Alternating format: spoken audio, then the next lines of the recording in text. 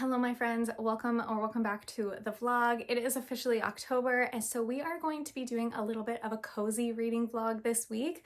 I have some books that feel very like October coded, some very like kind of spooky, more gothic, maybe some supernatural elements to these books, and I'm very excited to get into all of them. We're also going to be doing a little bit of fall baking this week. We've got pumpkin, we've got apple in season, so maybe an apple pie or an apple crumble. My kid at the moment is loving pumpkin chocolate chip muffins, so I'll have to make some of those again this week. So we'll be baking a little bit and just kind of seeing like where we go for the week. Let's quickly talk through the TBR. I'm very excited about all of these books. Just to be completely honest, I just finished Alchemized and I'm still a little like traumatized and living in that world. I don't want to say traumatized. I'm still very much like in that world, in that mind space. It's taking up every brain cell I have. So we'll see how much I get read this week because I'm still living in Alchemized world, but I'm very excited to read all of these books. So hopefully I'll get a nice chunk of reading done this week, but we'll start off with The Night and the Moth by Rachel Gillig. This was actually on my September TBR and I didn't quite finish it. Actually, I didn't get that far at all. I think I'm 117 pages into this book. And then I had to put it down because Alchemized arrived on my doorstep.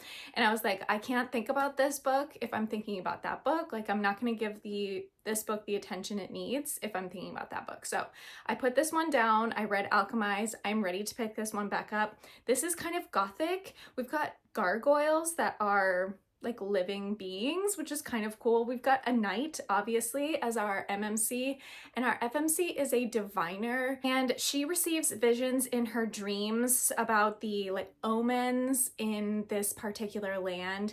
And there's something interesting that happens when she tries to read the dreams or the visions of the knight, and they kind of go on an adventure together. I'm very curious to see where this is going. I love Rachel Gillig's writing. She also wrote One Dark Window and Two Twisted Crowns, so like her magic system is also a little bit interesting and different from like the typical fae supernatural type of magic I think we're kind of used to. The One Dark Window magic used playing cards, kind of like tarot cards almost, as the magic system, and this one has omens, it's got visions, there's obviously a gargoyle. So this one has a few different elements as well that I'm really intrigued by, and I just love her writing. I think she writes a very interesting world. Like, I'm having a really good time reading this one. So this is what I'll be reading first, and I'm very excited to jump back into this because, as I said, I took a break to read Alchemized, but I do keep thinking about this world, so I want to kind of jump back in, and hopefully I will end up loving this one. Next up, we have Masters of Death by Olive E. Blake. This one is on my fall TBR and also my October TBR, so I'm also very excited to get to this one. This one has to be read in the fall, I decided, so I didn't get to last fall, so I'm going to read it this fall. I also love Olive E. Blake's writing, so I'm hoping for a winner with this one as well. I think she's a little bit hit or miss for me. I really love Alone with You in the Ether. And For My Enemy was also very good. I enjoyed the first half more than the second half of that book, and Atlas 6, I could not make it like more than 5 pages. So we'll see where we land on Masters of Death, but this one has been on my TBR for far too long, so we've got to get this one read this week. I also have a book from the library that I've had for a little bit too long, so we need to send it back soon, so it has to be read this week, and that is Terror at the Gates by Scarlett St. Clair. This is also on my fall TBR, and I believe this one has vampires. I think this is more like dark gothic fantasy romance. I really don't know much about it, but my friend said I should read it, so I immediately put it on hold at the library, and I'm kind of excited to go in blind on this one, so hopefully this will be a good time, and I'm hoping for like a fast-paced read on this because it is quite long, or it looks long. Maybe not so much. Oh, it's almost 500 pages, so it's a little bit on the long side, and I think this is the first in a new series, I want to say. I could be wrong about that. And this is a new release, so I don't have like a full series to add to my TBR, which is great, but I am like excited to get into Scarlett St. Clair's writing. I don't think I've ever read anything by her before, so we'll see if I end up enjoying her writing. As you may have noticed, I do not have an audiobook on this list. I do have Masters of Death on audio, but I'm not planning to listen to the audio. I do have it just in case, but The Life of a Showgirl comes out tonight, so I believe my ears will be filled with Taylor Swift's exquisite lyrics for the next week, so I'm not planning on listening to an audiobook unless the occasion arises, because we will just be listening to The Life of a Showgirl for the foreseeable future. So those are the plans for this week. Thank you so much for being here. I think first we'll jump into The Night and the Moth, and once I get a handle on this world again after being out of it for like a week plus, I will give you an update on my thoughts, my feelings, a synopsis, a better synopsis than what I've given you, and we'll see where the week takes us.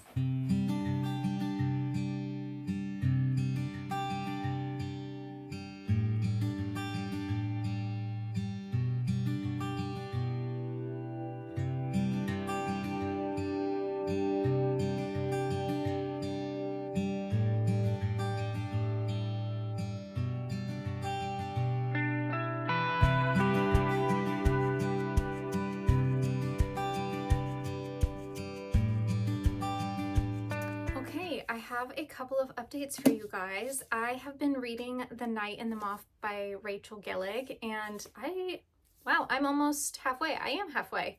I didn't realize I was that far along. Okay, so we have a lot to talk about. I am loving this book. I don't know if I gave like a great synopsis when I first told you I was going to read this week, but this essentially is a gothic, miscloaked tale of a young prophetess who is forced on an impossible quest with the one knight whose future she cannot see. I think I talked a little bit about how our FMC is a diviner. She sees, in her dreams, she sees the omens, which are kind of like the gods of this land, and she can tell people's future.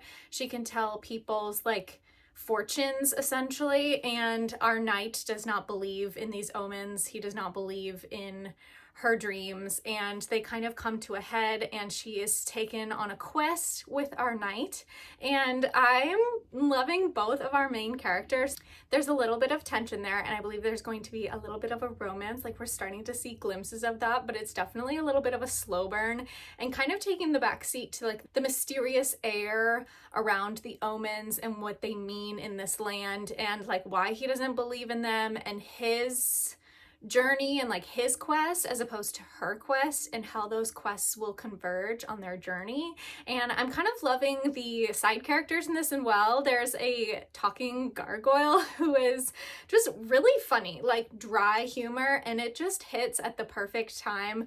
Our main character, she's called Six. She is like the sixth diviner, and that's what everyone knows her by. She does not remember who she was before she became a diviner. She's been there for 10 years. She was an orphan originally and was taken from like the orphan house to become one of these diviners, one of the six women.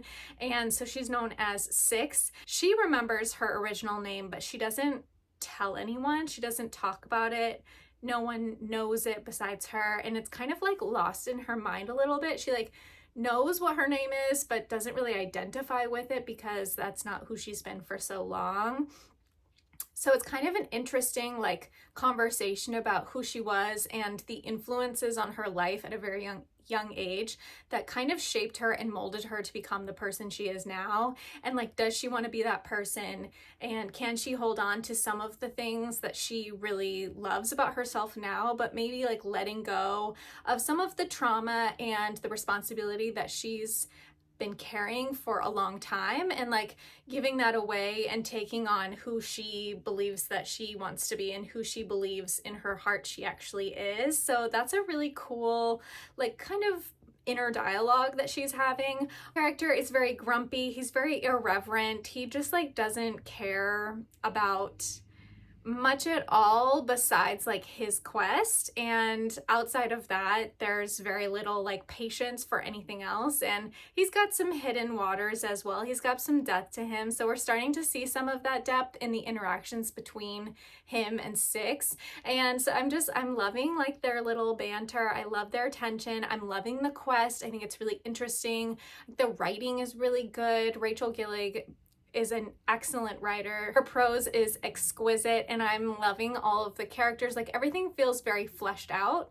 And we just had a moment with one of the side characters in 6 where this character is telling their backstory, and you kind of see like why we're getting that backstory and the stepping stones that have been laid to get that backstory and what that might mean for the future. And I just love that she's kind of weaving all of these stories, these individual characters together to create this like beautiful world, this very complete picture of our scene, of our setting, of our characters, and kind of where they're heading. I believe this is a duology, and which I kind of love in a fantasy book, honestly. Like, I think it's pretty succinct, it's pretty wrapped up. Sometimes I feel like trilogies could be duologies, and maybe we should advocate for that more, because nothing is left to like, nothing is like filler, right? Everything matters in a duology, and I just kind of love that, and I'm having the best time. I am kind of reading this slowly because I want to soak it in. I was reading a little bit this morning and I was like, this feels like a 5-star read, and coming off of Alchemized into another 5-star read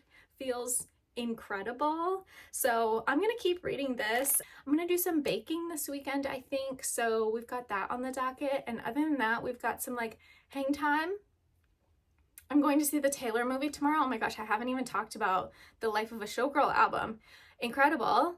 I have been listening nonstop. I haven't really listened much today because I've been doing like family things, but yesterday it was just in my ears constantly, and I am so into this album. Let's see, what are my faves right now? I love Cancelled. I love Father Figure. I love Opalite. I love The Fate of Ophelia. I love Honey. I think it's so cute. Wishlist and Wood are just so witty. Eldest Daughter and Ruin the Friendship, like, not emotionally prepared to listen to those sometimes because they just like rip my heart out. But altogether, like, I think this is such a cohesive album.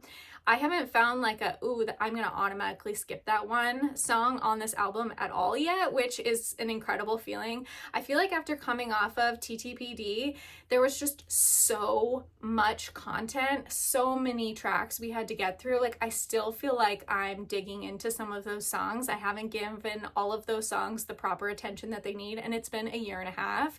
And I feel like with only 12 tracks on this album, I can really give like each song attention and really kind of dive in and like figure out what I like and what I don't like. And I don't know, I'm kind of loving that it's a very succinct, very short, very like put together album, and it feels very cohesive, if that makes sense. So I'm having a great time listening to that. If my opinions change, I will keep you updated, but I'm gonna listen to some more right now. I think my family's out for just a teensy bit, so I need to like go back and listen to a few tracks right now that have just kind of been like marinating in my brain while I work on a puzzle. And then tonight we will get back to this lovely book. I can't wait to jump back in. I'm so happy that I'm loving this so much. I was afraid that I was gonna be disappointed, and so far I'm not disappointed, and hopefully that feeling stays for the next 50% of this book.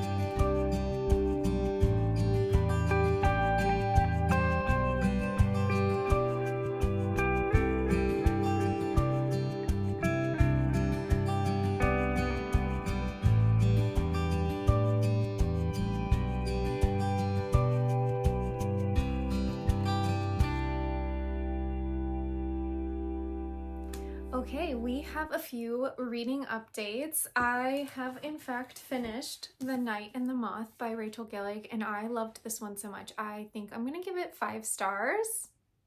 What?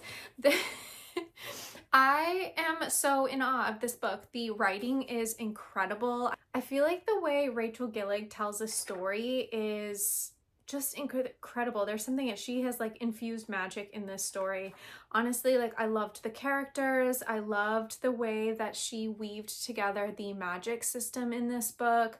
I loved how all of like the secrets and twists came out. There is a little bit of a cliffhanger at the end, like a big plot twist that I was not anticipating, because kind of towards the end, it was like, how is there a second book in this? Like, this feels like it's wrapping up really well, and I don't know how she's gonna make an entire second book out of the rest of this story.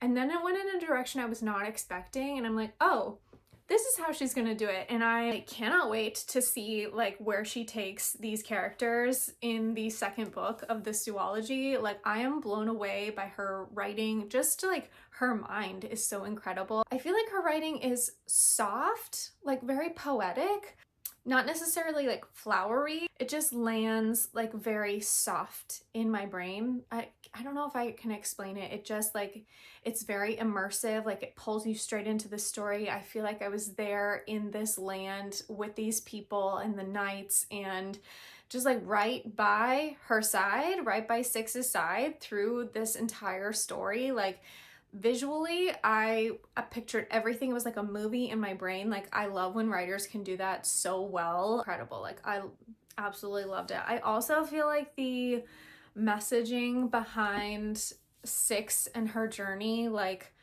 kind of dismantling everything that she thought was true in her life and discovering like who she was as a person and how to discover those things about her, and kind of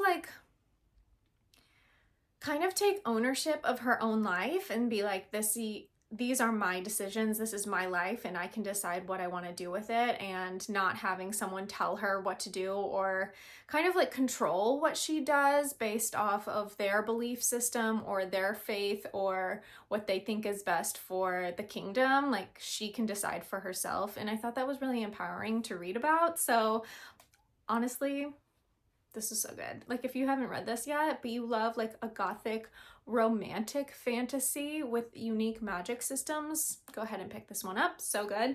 I also went to the bookstore today because I was looking for an advent calendar for my son, and they were all sold out already. It's like early October. How is that possible? So I had to order it from them, and I will go pick it up at a later time from a different store. But I am a member of the Barnes & Noble, I don't know, membership. So I got my annual tote bag. I love these bags so much. They are like great quality, super thick canvas. They hold a ton of books. And I have a couple others, but this is like the new color for this year. And this is like my color. So I'm so excited to have this one. And I also bought Mate. It came out today, and I was like, I don't know if I'm gonna buy it. I don't know. I was kind of on the fence. And honestly, like, Bride might be my favorite Ali Hazelwood book that I've read by her.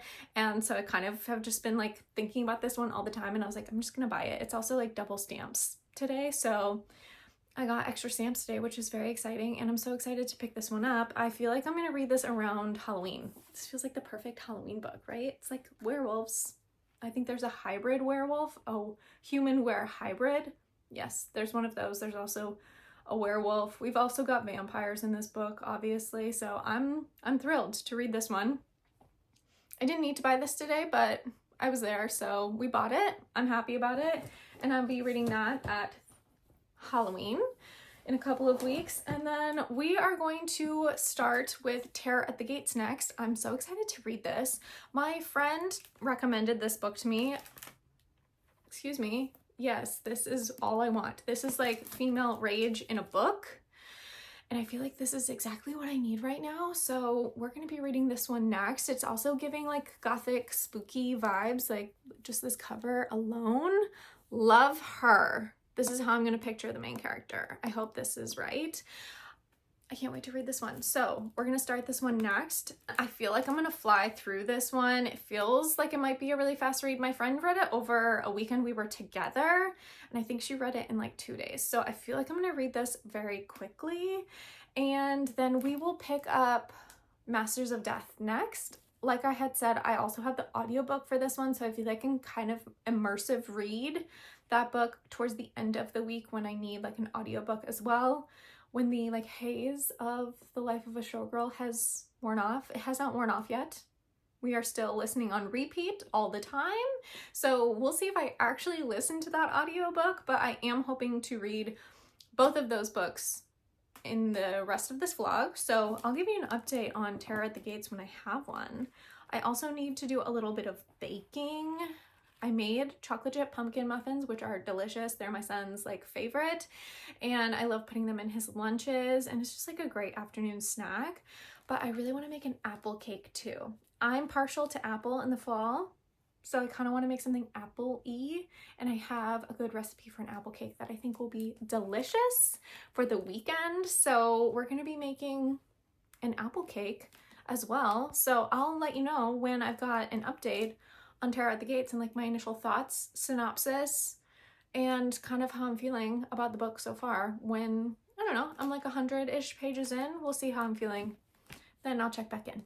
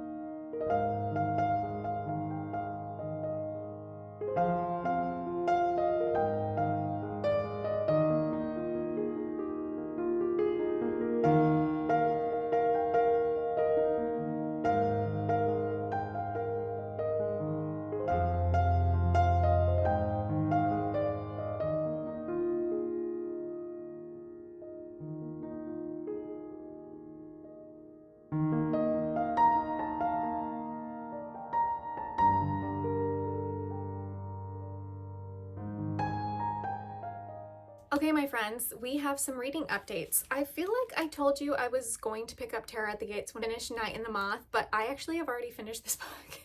I meant to update you guys at the 50% mark and it just didn't happen. And to be honest, that's probably for the best because the first half of this book I really, really loved. And the second half of this book completely lost the plot. Like, legitimately, we lost the plot. I don't know where the second half of this book was going. We have Lilith. She's from a very powerful family in the city of Eden, and she kind of goes and escapes to another part of the city that's like a little bit seedy, a little bit greedy, like known for being like the underbelly of the city. And there are 5 parts of the city that are led by 5 very powerful families. Her family is one of them. They lead like the rich upscale part of the city. She kind of gets into the circle of the family who leads the part of the city where she has escaped to. And I have a really hard time saying his name. Zahariev, he is the head of the Zareth family and the ruler of Nineveh, this part of Eden. And she kind of gets like pulled under his protection while she is living there. And she discovers this knife that has like really interesting magical powers, and so she's kind of on the hunt for like where this knife came from, what is its backstory, and how her magic and her as a person ties into the magic of the knife. And Zahariev like helps her through that. They've got some great banter at the beginning. There's definitely like a little bit of tension between them, and you can kind of tell that he loves her, but like keeps her at a distance because he's got to protect her, you know, like he's not willing to cross the line yet for her until she's willing to say that she's ready to cross the line, and she's just not there yet, which is fine. But I loved like the world building at the beginning of this. I'm loving the dynamic between our two main characters. Her magic was pretty interesting, and I loved this little mystery we had going on.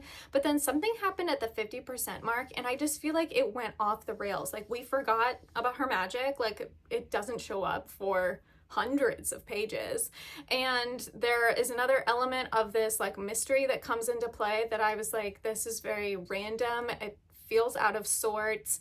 And then the relationship between Lilith and Zahariev changes very quickly, and I'm like, it just didn't feel like genuine to the beginning of this story, to like their past relationship. And so I just like really struggled with enjoying the second half of this book, because I was like, you cannot be serious, like this cannot be real, this is not the same book as the first half of this book.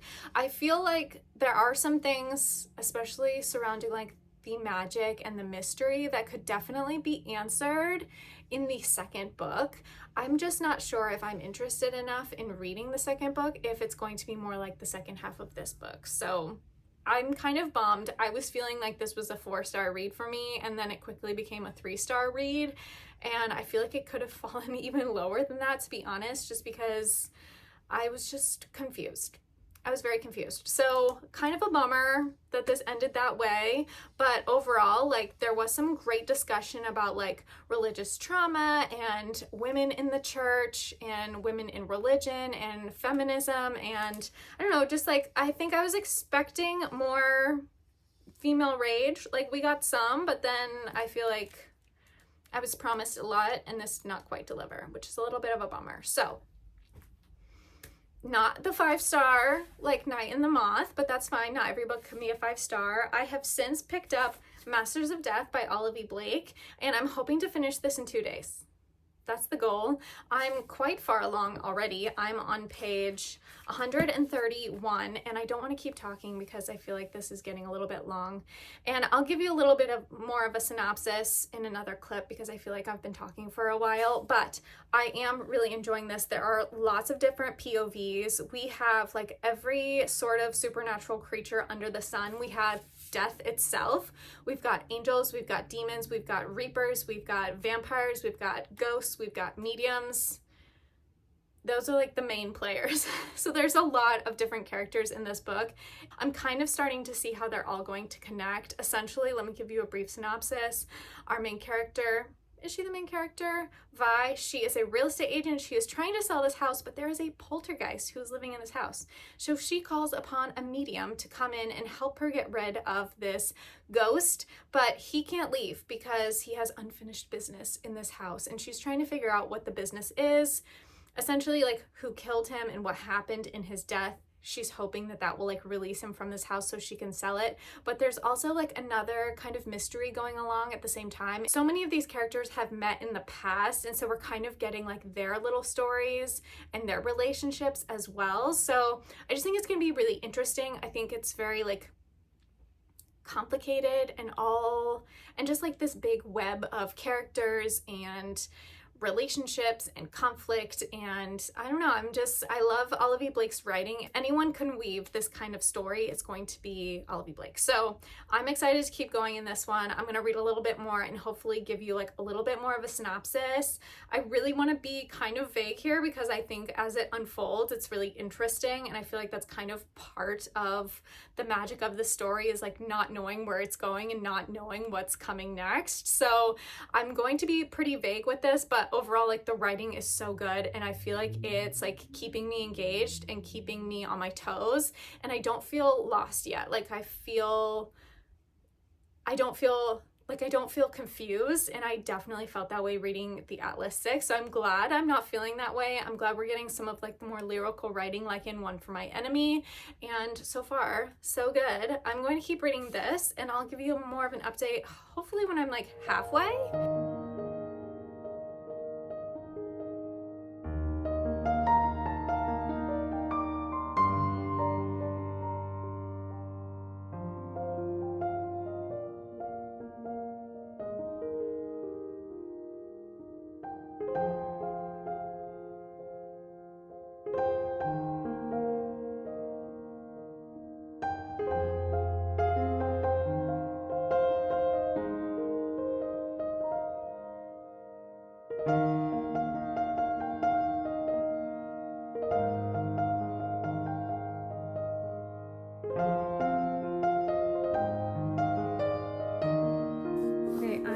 like more than 80% through this book and I'm still confused. And not in like a bad way. That sounds really weird. I don't know if this is going to make any sense at all.